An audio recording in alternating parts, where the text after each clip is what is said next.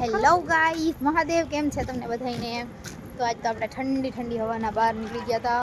મસ્ત આપણે આમ ફરવા. અને આ મેડમ એના બેન હારે વાત કરે છે, સિસ્ટર જ્યારે.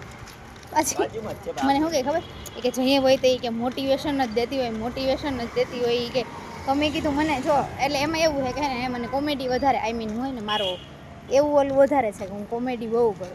મતલબ કે બધી મારા એક વાત ઉપર છે ને બધા દાંત બહુ આવે.